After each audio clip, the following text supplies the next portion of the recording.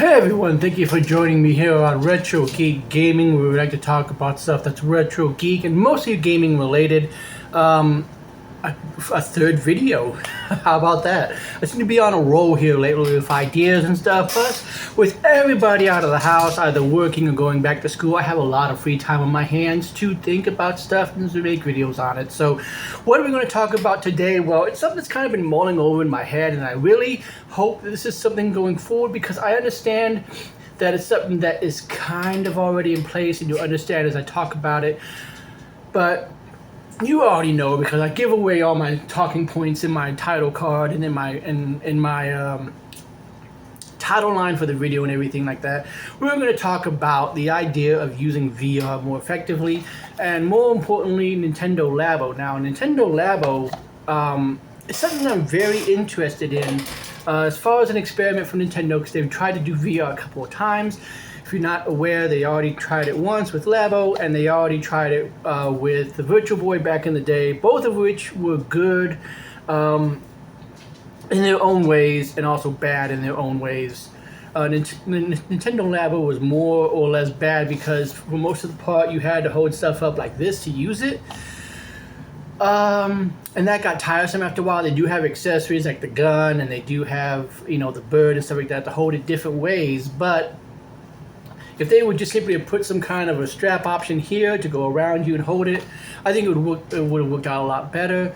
That's not the whole point of why they did it. They wanted you to be more movable with it, and that's the reason why they did it. But even using games like Captain Toad Treasure Tracker, Mario Odyssey, and all that stuff made it very difficult to have the controllers here on the side to constantly hold it up like this and play it.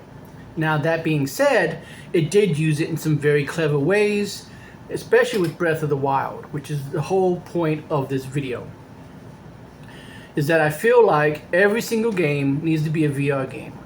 Now, I know that I'm probably the only one on this bandwagon because I have a real love for VR. There's just something about exploring a game in this unique world that is all around you, and you feel like you're part of the experience, that makes the game feel better. That being said, it doesn't take away from the game in any way, and I'm going to give some examples of that in this video. But when you have games like Call of the Wild, Call of the Mountain, my apologies, I'm getting all my games mixed up that have "of the" in it, and all you have to do is just reach behind you and shoot. It makes it feel a little bit more immersive. I loved Call of the Mountain. I really enjoyed playing Breath of the Wild completely in 3D or VR. And so I just feel like every single thing, especially when it comes to Switch 2, needs to work with Labo. Now, whether they come out with a Labo 2 that, even though I don't think that there's anything wrong with this design, and the reason why there's nothing wrong with this design is because just like with the Google Cardboard option, it literally just uses everything that's with the device that goes into it. There's nothing wrong with the lenses. There's nothing wrong with the shell. You just slide in the console. So as long as they make the console work better, there's absolutely no reason why it should be backwards compatible with Labo. And then all they have to do is just put the image up, and then there you go. But getting back to what I was saying is, even if they don't do that, you have experiences like YouTube and Netflix and Hulu that can be completely watched in VR. Whether you have, PlayStation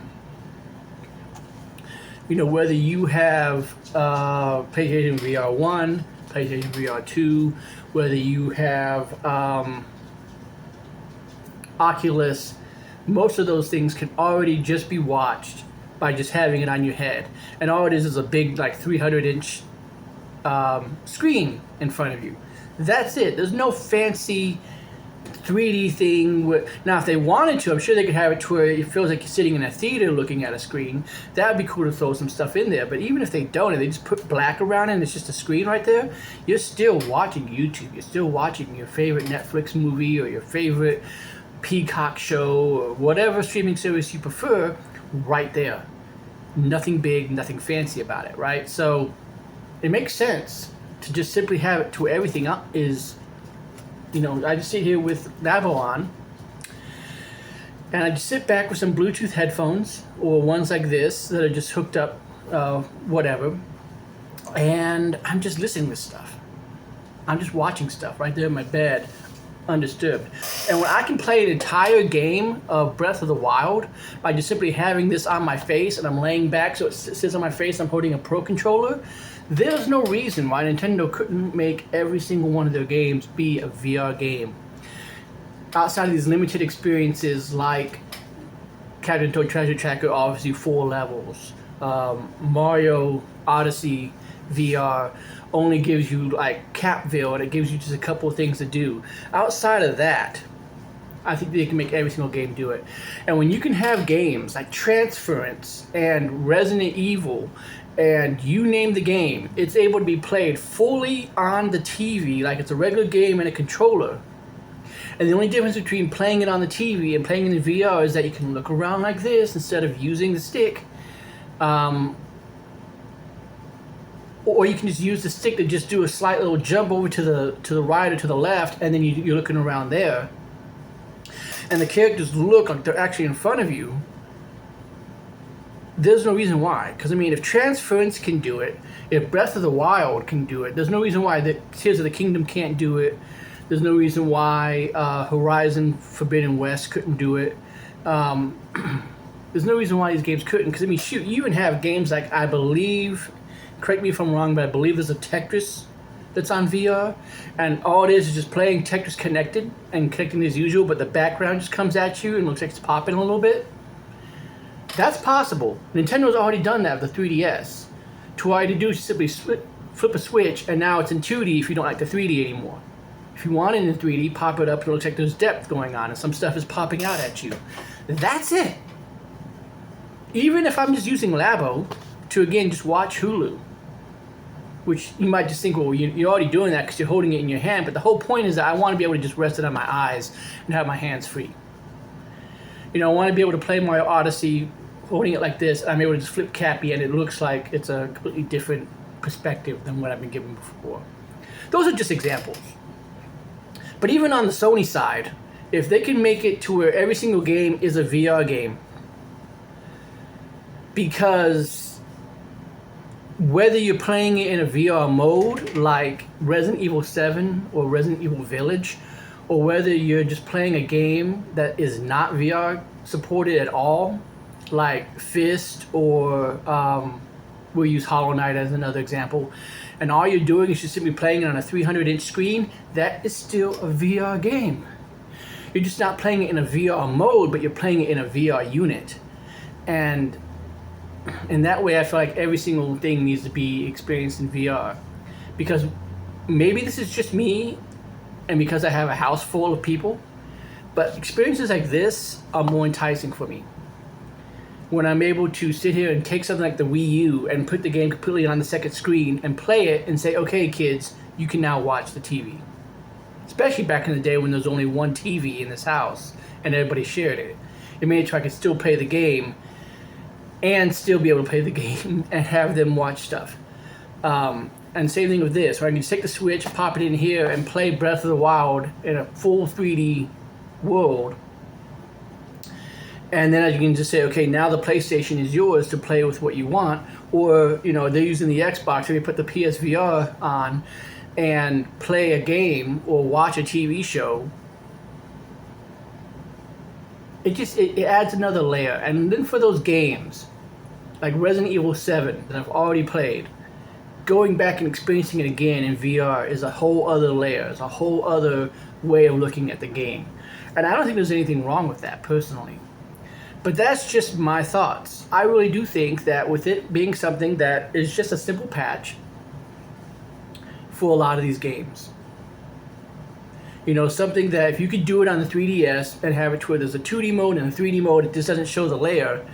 And then you got a game like Transference, and all it is the difference between the VR version and the regular version is how it looks.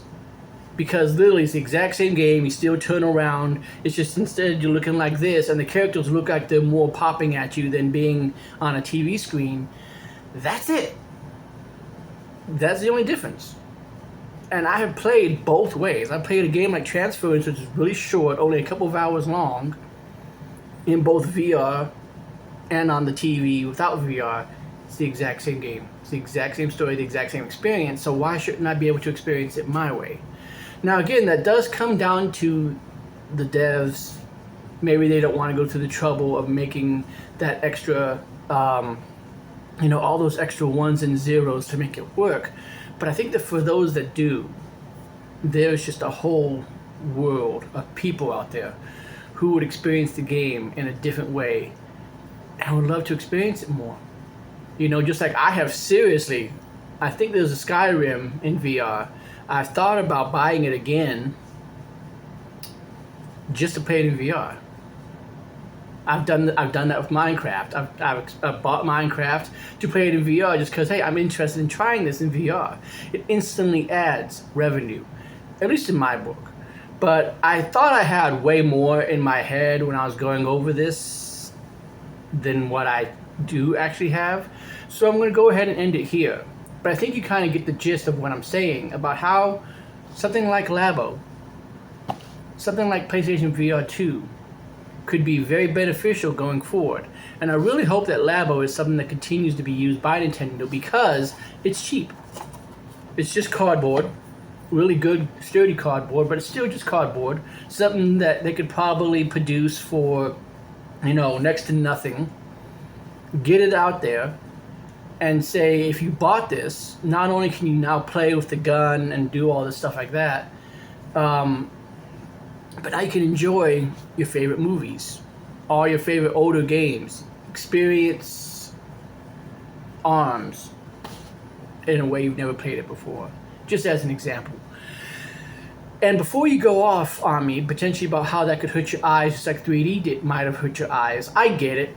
VR does hurt my eyes sometimes, depending upon the game and how long I've been in it. I know that PSVR 1 did hurt my eyes a lot more than PSVR 2 did, because PSVR 2 doesn't have the screen door effect. But to that, I say that Nintendo already thought of that by giving you the option to just pop the console in. You don't even have to use these 3D goggles. You can really just pop the game in and play the gun game as a 2D game looking at the screen. You can watch Netflix movies. Again, like it's just a 300-inch screen in front of you. Not everything has to be 3D. Not everything has to be, I say 3D, but not everything has to be in a specific VR environment.